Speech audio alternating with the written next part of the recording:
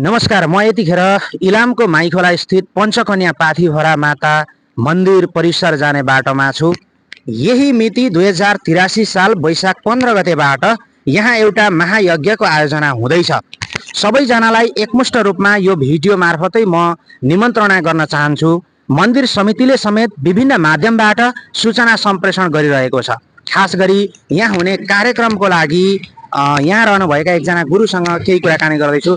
नमस्कार गुरु, हजुरको शुभ नाम? हजुर, राधेश्याम। मेरो नाम हेमनाथ सिन्हा। म चाहिँ पञ्चकन्या मन्दिरको अहिलेको पुजारी। हजुर, अहिले जुन एउटा मन्दिर समितिले आगामी वैशाख 15 गतेबाट यहाँ एउटा महापुराणको आयोजना गर्दैछ, सम्पूर्ण भक्तजनहरूलाई तपाईँले यही भिडियो मार्फत केही भनिदिनुहोस् न उपस्थितिका लागि।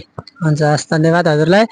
यही आउँदो 2083 वैशाख महिनाको 15 गतेदेखि यहाँ श्रीमद् भागवत महापुराण भव्य रूपमा लाग्न गइरहेको छ र यो भिडियोलाई हजुरहरू कहाँ कहाँदेखि हेर्नुहुन्छ, यही भिडियोलाई आधार मानेर हजुरहरू सम्पूर्ण भक्तजनहरू चाहिँ माइखोला स्थित राजदलीमा पञ्चकन्या पाथीभरा भगवतीको दर्शनसहित श्रीमद् भागवत महायज्ञको कथा श्रवण गर्न अनिवार्य उपस्थित भइदिनु हुन पनि अनुरोध गर्दछु। पक्कै पनि यहाँहरूले तन मन वचन धन कसरी सहयोग गर्न सक्नुहुन्छ, यहाँ उपस्थित भएर सहयोग गरिदिनु होला।